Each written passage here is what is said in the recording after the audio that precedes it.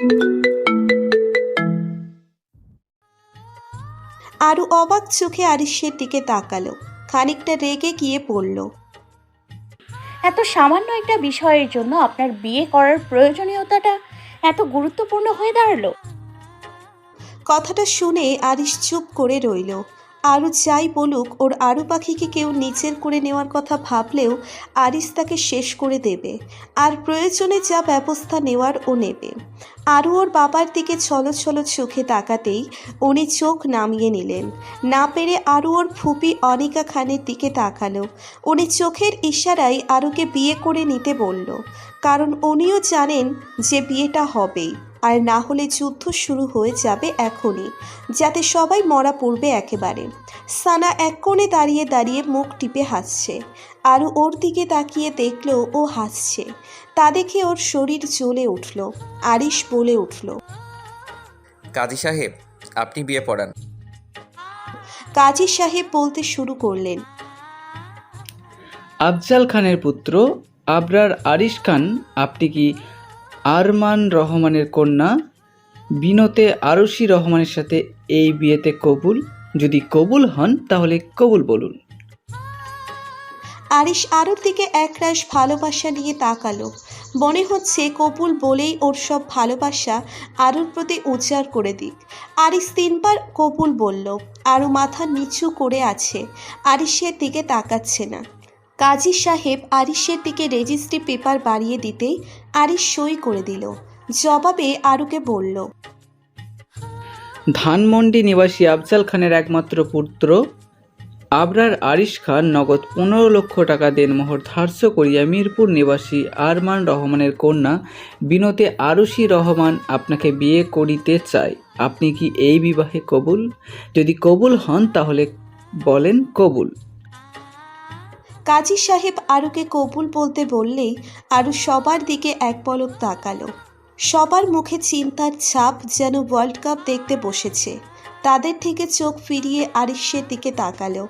আরিশের চোখে অদ্ভুত এক প্রশান্তি দেখতে পাচ্ছে আরু, যা আগে ছিল চঞ্চলতায় ভরা। আরু ছলো ছলো চোখে তাকাতেই আরিশ বলল, আরু পাখি, কবুল বলো। আরু আরিশের দিকে তাকিয়ে তিনবার কবুল বলতেই আরিশ আরুর থেকে চোখ ফিরিয়ে নিল। আরিশের চোখের কোণেও জল জমে এসেছে, আর তা ও আরুকে দেখাতে চায় না। রেজিস্ট্রি পেপারে সিগনেচার করে আরু মাথা নিচু করে রইল। চোখ থেকে টপ টপ করে জল গড়িয়ে পড়ছে। আরিশের সাথে আজ না হোক কাল ওর বিয়ে হতোই, এটা আরু খুব ভালো করেই জানে। কিন্তু কথাই আছে, বিয়ে করলে নাকি জীবনের স্বাধীনতা হারিয়ে যায়। তাই এত তাড়াতাড়ি বিয়ে করে আরও নিজের জীবনের স্বাধীনতা হারাতে চায় না। কাজী সাহেব দেনমোহরের টাকা আরুর হাতে ধরিয়ে দিতেই আরুর মা হাসি মুখে মিষ্টির প্লেট এনে দিলেন ওনাকে। সবাই যেন এতক্ষণ এটা গম্ভীরতার জগতে চলে গিয়েছিল, কিন্তু এখন যেন একটু হাঁপ ছেড়ে বাঁচল। আরু মাথা নিচু করে আছে। সানা এসে আরুর কাঁধে হাত রাখতেই আরু রেগে হাত ছাড়িয়ে দিয়ে মাথা নিচু করে ফুপিয়ে কাঁদতে লাগলো। সানা এখনো চোখ টিপে হাসছে। হঠাৎ আরিশ সোফা থেকে উঠে দাঁড়ালো, তারপর আরুকে উদ্দেশ্য করে বলল, আরু পাখি, চলো এবার পড়াশোনা করবে। এমনিতেই অনেকটা সময় পার হয়ে গেছে এই বিয়ের চক্করে। আরিশ কথাটা এমন ভাবে আরুকে বলল যেন আরু আজকেই বিয়েটা করতে চেয়েছিল, তাই আরিশ বিয়েটা করেছে। আরিশের বলা কথাটা শুনে আরু তিরতির করে রেগে গেল, কিন্তু প্রকাশ করল না কোনোভাবেই। সানা অবাক হয়ে বলল, আজকেই তোদের বিয়ে হলো, আর আজকে আবার পড়াশোনা?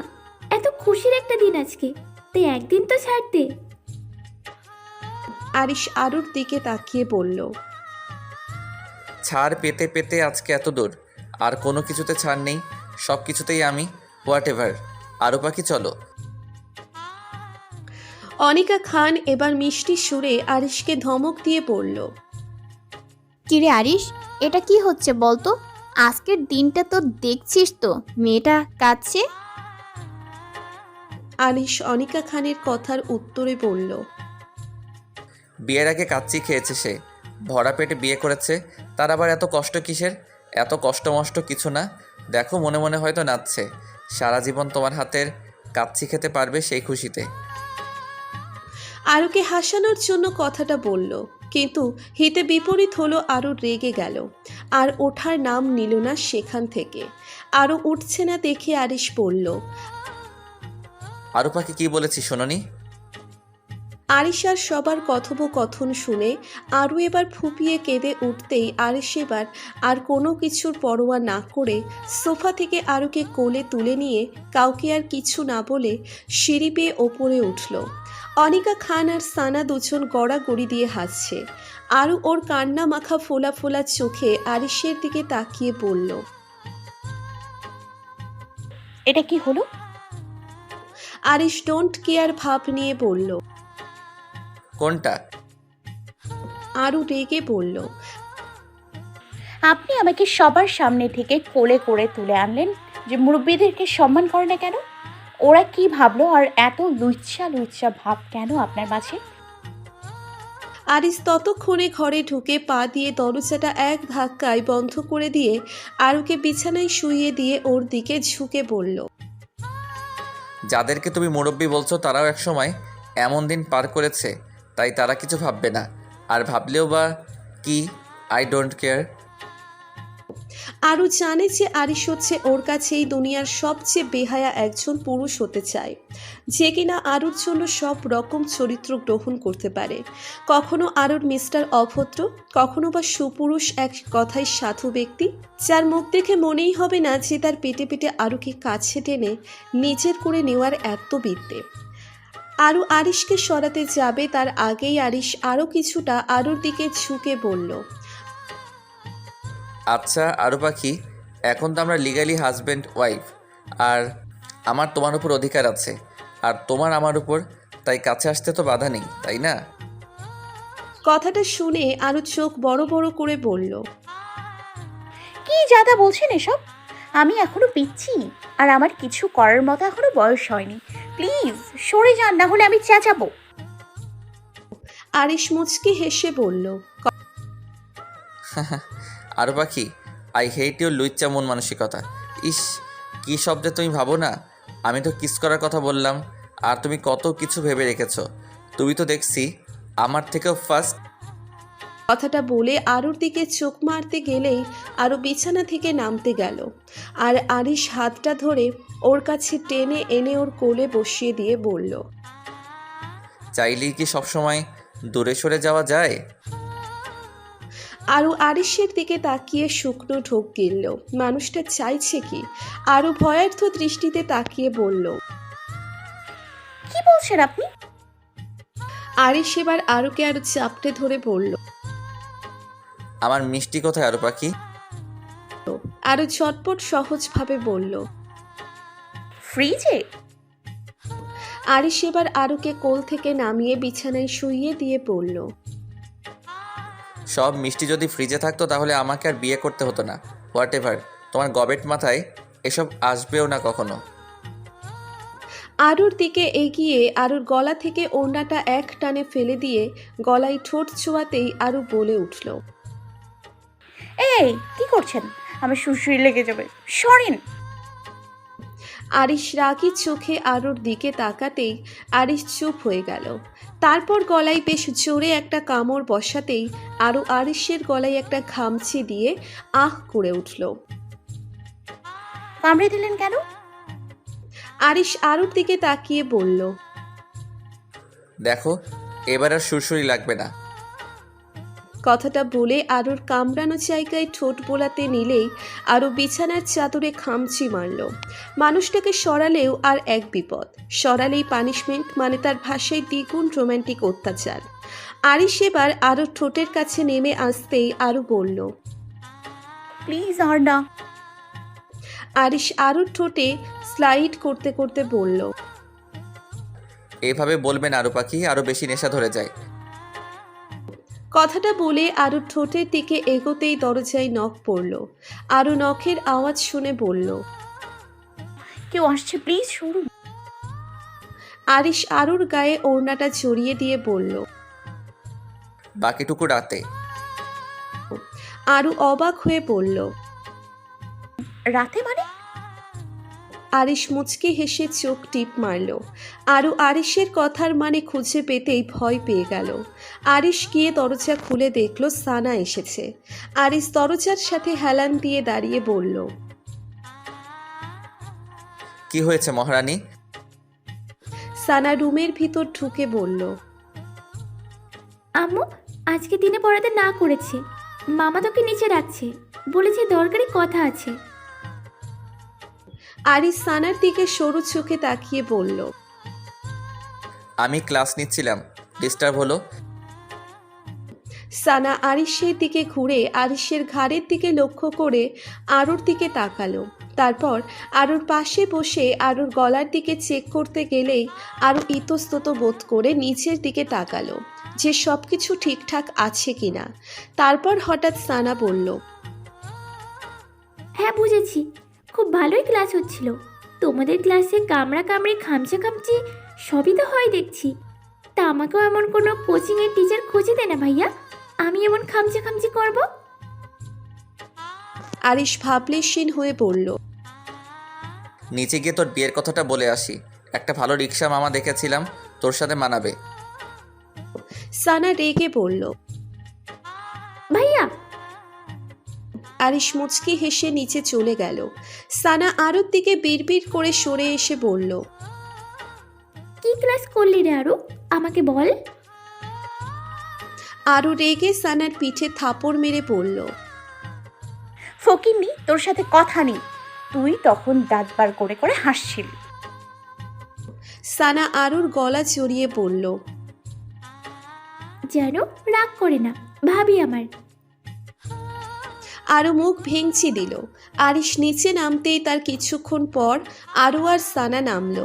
আরু কিচেনে ঢুকেও ঢুকছে না। তার উদ্দেশ্য হলো আরিশের সাথে ওর বাবা কি কথা বলে তাও শুনবে। চোখটা রান্নাঘরে, কিন্তু কান আর মনটা আরিশ আর ওর বাবার দিকেই। আরমান সাহেব বললেন, শোনো আরশি বাবা, তোমার কথাতে আমরা কখনো দ্বিমত করিনি। আমি জানি আরু তোমার সঙ্গে অনেক ভালো থাকবে, কিন্তু আরু তো এখনো অনেকটাই ছোট। আর তোমার আর আরুর বিয়েটা তো আরও 2 বছর পর হওয়ার কথা ছিল। তাই আমি চাইছি 2 বছর পর না হয় বড় আর ধুমধাম করে বিয়ে হলে তখনই আরু তোমাদের। উনি আরো কিছু বলতে যাবে তার আগেই আরিশ বলল, আমি আজকে আরুকে আমার সাথে নিয়ে যাব মামু। কথাটা শুনেই যেন আরমান সাহেব নিজেও লজ্জায় পড়ে গেলেন। আসলেই এই যুগের ছেলেমেয়েরা বড্ড ঠোঁটকাটা স্বভাবের। উনি আর কিছু বলতে যাবেন তার আগে আরিশের মুখের দিকে তাকালো। আরিশের হাবভাব দেখে বুঝলেন যে আরিশ আজ আরুকে না নিয়ে যাবে না। তাই উনি কথা ঘুরিয়ে বললেন, আচ্ছা তা হয় হবে। বিয়ের প্রথম দিন মেয়ে তার শ্বশুরবাড়িতে যাবে, এটা স্বাভাবিক। তা আমি বলছিলাম যেটা, সেটা হলো যে পরে ধুমধাম করে বিয়ে দেব, ততদিন তুমিও সেটেল হও। আরিশ মাথা ধরিয়ে বলল। জি। আরিশ জানতো যে উনি ঠিক এমন কিছুই বলবেন, কিন্তু ও তো আজ আরুকে না নিয়ে ফিরবে না। ওনারা আরও কিছুটা কথা বললেন। আরও লজ্জায় সেখানে আর থাকতে পারল না। রুমে এসে দরজা লক করে দিল। আজ আরিশের সাথে এক ছাদের নিচে প্রথমবার রাত কাটাবে, তাও আজ আরিশ ওর স্বামী। ভাবলেই বুকের ভিতর দুরু দুরু করছে। কিন্তু আরও ঠিক করলো আর যাই হয়ে যাক, ও আজ আরিশের সাথে যাবে না। হাতের ঘড়ির দিকে তাকিয়ে দরজায় নক করে আরুকে উদ্দেশ্য করে বলল আরিশ, আরু পাখি দরজা খোলো, অনেক রাত হয়েছে, আমাকে বাসায় যেতে হবে, তাড়াতাড়ি এসো, আই অ্যাম গেটিং লেট। ভিতর থেকে আরুর কোনো রেসপন্স নেই দেখে আরিশ আবার বলল, can't you hear? I said that I am getting late, open the door first. আরও ভয়ে এবার পা দুটো গুটিয়ে নিয়ে বিছানায় উঠে বসলো। আরিশ ডাকছে ওকে, কিন্তু ও দরজা খুলছে না। এতে যে আরিশের রাগের পরিমাণ বাড়ছে তা আরও বেশ ভালোই বুঝতে পারছে। কিন্তু এদিকে ওর মনের ভয়টাকেই আপাতত বেশি প্রাধান্য দিচ্ছে। আজকে রাতে আরিশের সাথে একটা ঘরে ও যদি একাকী থাকে তাহলে আজ নিশ্চয়ই ও হার্ট অ্যাটাক করবে। কথাগুলো ভাবতে না যত সময় নেয় আরিশের দরজা নক করতে আর হুমকি দিতেও ততক্ষণ সময় লাগে না। আরও বিছানা থেকে পা নামাতে যাবে তখনই আরিশের থেকে ভিডিও কল এলো। ভিডিও কল পেয়ে আরও চমকে গেল। ফোনটা ধরবে কি ধরবে না তা নিয়ে হাজারবার ভাবছে আরও ফোনটা ধরল না। কিছুক্ষণ পর কলটা কেটে গেল। আরও ভয়ে ফোনটা হাত দিয়ে দূরে ঠেলে দিল। সাথে সাথে দরজার ওপাশ থেকে তীব্র হুঙ্কার এলো। এই মেয়ে দরজা খোলো। ধমক শুনে আরও কুঁকড়ে গেল। ধমকের ডেসিবেলের মাত্রা এতটাই বেশি ছিল যে তার নিচের ঘর অবধি আওয়াজ পৌঁছে গেছে। আরিশের ধমক শুনে নিচ থেকে আরুর মা বলে উঠল, আরিশ, কি হলো, কোনো সমস্যা? আরিশ উত্তর দিল না। ভীষণ পরিমাণ রেগে গেছে তা আরও বুঝতে পারছে এবার হারে হারে। কিন্তু এবার আর কোনোভাবে আরিশ আরও বেশি রেগে গেলে তখন আর আরিশকে কোনোভাবেই আরিশ সামলাতে পারবে না ভেবেই দরজার দিকে দৌড়ে ছুটল। দরজার ছিটকিনিটা খুলে দিয়ে দরজার পাশে ভয়ে চোখ মুখ খিচে বন্ধ করে লুকিয়ে পড়ল আরও। আরিশ রুমে ঢুকে কোনোভাবে বুঝতে পারল যে দরজার পাশে আরও দাঁড়িয়ে আছে। তাই দরজার পাশ থেকে আরুর হাতটা টেনে নিজের সামনে টেনে আনতে গেলেই আরও আরিশের বুকে এসে ধাক্কা খেল। চোখ মুখ এখনও খিচে বন্ধ করে আছে, যেন ও চোখ খুললেই আরিশ ওর উপর হামলে পড়বে, আর চোখ বন্ধ করলে আরিশ ওকে ধরতে পারবে না। দরজাটা পা দিয়ে ধাম করে বন্ধ করে দিতেই আরও কেঁপে উঠল। মাঝে মাঝে যে আরও নিচের পায়ে নিজেই কুড়াল মারে তা আরও এখন বুঝতে পারছে বেশ। আরিশ আরুর মুখের দিকে তাকিয়ে দেখল আরও চোখ বন্ধ করে আছে। তাতে আরিশের রাগের মাত্রাটা বাড়ল। দাঁতে দাঁত চেপে বলল, আমার চোখের দিকে তাকাও। আরও মাথা নাড়িয়ে না করল, যার অর্থ চোখ খুলবে না। আরিশ রেগে গিয়ে বলল, আমি জাস্ট 1 থেকে 3 অবধি কাউন্ট করব, তার মধ্যে যদি চোখ না খুলেছ তো তুলে আছাড় মারবো। কথাটা শুনে আর ঝটপট চোখ খুলল। আরিশকে আর কাউন্ট করার প্রয়োজন হলো না। আরও চোখ খুলতেই আরিশ আরুর চোখের দিকে তাকালো। বেশ কিছুক্ষণ তাকিয়ে থেকেও কিছু বলছে না দেখে আরও এবার ফুপিয়ে উঠল। হঠাৎ আরুর ফুপিয়ে উঠতে দেখে আরিশ একটা দীর্ঘশ্বাস ছেড়ে পড়ল। উফ, আবার? আরুর চোখ দিয়ে জল টুপিয়ে পড়ছে। আরিশ আরুর গালে হাত দিয়ে বুকে জড়িয়ে নিল। চোখ বন্ধ করে রাগটাকে ক্রমশ কমানোর চেষ্টা করছে আরিশ। আরও আরিশের বুকে ফুপিয়ে কাঁদছে। থামাথামি নাম নেই দেখে আরিশ বলল, I just hate your tears Aru পাখি। তুমি সবসময় কান্না করে জিতে যাও, কারণ তুমি জানো যে তোমাকে কান্না আমার সহ্য হয় না। আরিশের বলা কথাটা শুনে আরও কাঁদতে কাঁদতে দাঁত বার করে একটা বিজয়ের হাসি দিল। আজ থেকে যখনই আরিশ থমকাবে তখনই আরও কেঁদে ফেলবে আরিশের সামনে। তাতে যে আরিশ আরুকে কিছু বলবে না সেটা আরও আজ জেনে গেল। প্রশস্ত হাসিটাকে ক্রমে ক্রমে কমিয়ে আনছে আরু, কারণ ওকে হাসতে দেখলে আরিশ আবার আগের মতো শুরু করে দেবে তাই। আরিশ আরুর মাথায় হাত রেখে বলল, নেক্সট টাইম যদি কাঁদতে দেখেছি তো খবর আছে। কথাটা শুনে আরও মনে মনে ভাবল, কিচ্ছু করতে পারবেন না আমি জানি, কারণ আপনার মাইনাস পয়েন্টটা আমি খুব ভালো করেই আয়ত্ত করে নিয়েছি মিস্টার অভদ্র। হ্যাঁ, আরও কি তা যদি আপনি বুঝতেন। হায় মে মর যাও, এত বুদ্ধি আমার। কথাগুলো মনে মনে ভাবছে আর ভীষণ রকম খুশি লাগছে আরুর। আর চাই হোক নীরবে তো বাজিমাত করাই চাই, তাই না? আরিশ ধীমে কণ্ঠে বলল, মনে মনে এত লাফালাফির দরকার নেই আরু পাখি। তোমার মুখ দেখে আমি বুঝি যে তুমি কখন নিজে থেকে ভয়ে কেঁদে ফেলেছো আর কখন ইচ্ছাকৃত কাঁদছো। তাই এটা ভেবো না যে আমি বুঝতে পারবো। কথাটা শুনে আরুর রাগ হলো অজান্তেই। আরিশের বুকে একটা কিল মেরে বলল, ধুর। আরিশ বুঝতে পেরে মুচকি হাসল।